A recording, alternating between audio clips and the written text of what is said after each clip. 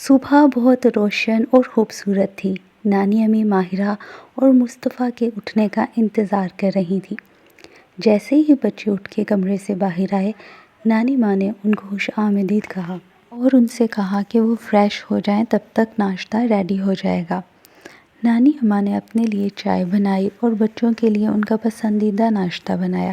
دونوں بچے آج بہت خوش تھے کیونکہ ان کی ماما آ جا رہی تھیں۔ بچوں کو خوش دیکھ کر نانی اماں نے قرآن پاک کی کچھ آیات پڑھیں اور بچوں پہ دم کیا۔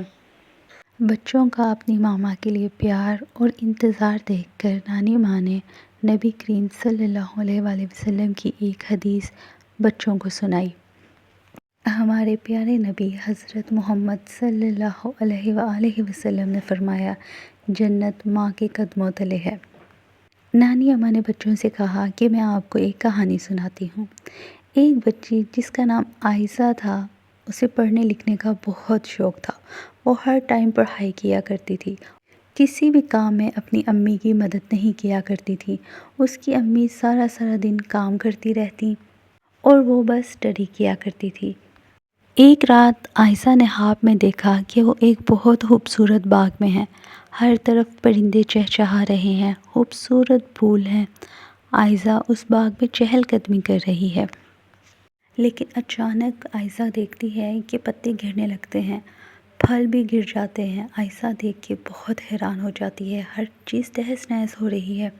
اچانک عائشہ کو غائب سے ایک آواز آتی ہے جو کہہ رہی ہوتی ہے کہ عائشہ، درخت آپ کو پھل اور چھاؤں دیتا ہے اور اگر اس کی کیئر نہ کی جائے تو وہ مرجھا جاتا ہے۔ بالکل اسی طرح جیسے آپ کی ماما آپ کی کیئر کرتی ہیں، آپ کو بھی چاہیے کہ آپ اپنی ماما کی کیئر کرو۔ عائشہ سمجھ جاتی ہے کہ اب اسے کیا کرنا ہے۔ وہ رات کو خود سے ایک وعدہ کرتی ہے اور سو جاتی ہے۔ اگلے دن عائشہ جب اٹھتی ہے تو اپنی ماں کے گلے لگتی ہے، کاموں میں اپنی ماما کا ہاتھ بٹاتی ہے، دونوں مل کر مزے کے کھانے بناتی ہیں۔ وہ اپنی ماما سے بہت کچھ سیکھتی ہے۔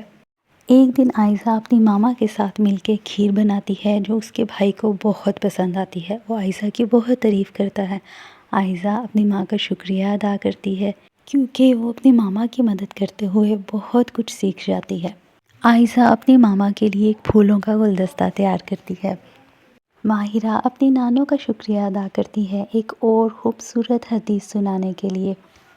ماہرہ کی ماما آ جاتی ہیں، سب لوگ مل کر بیٹھتے ہیں اور مل کر بیٹھنے پر اپنے اللہ کا شکر ادا کرتے ہیں۔